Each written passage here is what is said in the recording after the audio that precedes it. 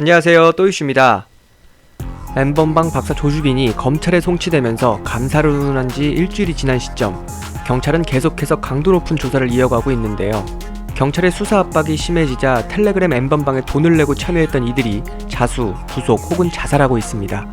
그저께인 31일 박사방의 유료 회원 중 현재까지 3명이 자수했다는 소식이 있었고, 이 일인 오늘 오후 경찰청 특수수사본부는 조주빈의 공범으로 알려진 3명 가운데 2명을 검거했다는 소식과 함께 이들은 붓다, 사마귀, 이기야라는 닉네임으로 활동하며 조주빈과 박사방을 함께 관리했다고 밝혔습니다.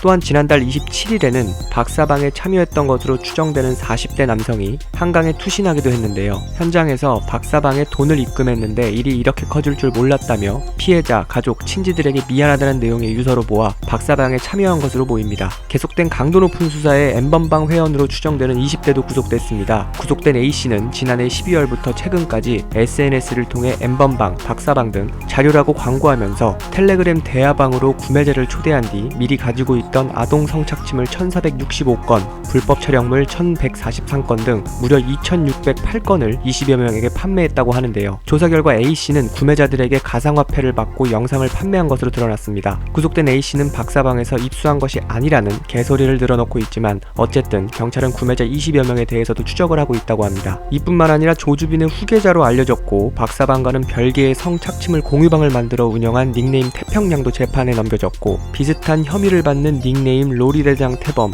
커비 등 이들 모두 10대라서 또 한 번 충격을 주기도 했습니다. 수사가 계속되면서 하나둘씩 베일에 쌓여있던 범죄들이 드러나고 있는 셈인데요. 자수할 경우 형법상 형을 경감하거나 면제하는 등의 근거가 된다고는 하지만 자수든 구속이든 뭐 아무튼 간에 가담한 모든 이들에게 강력한 처벌은 물론 신상 공개까지 모두 이루어져 다시는 이러한 일이 없기를 간절히 바랄 뿐입니다.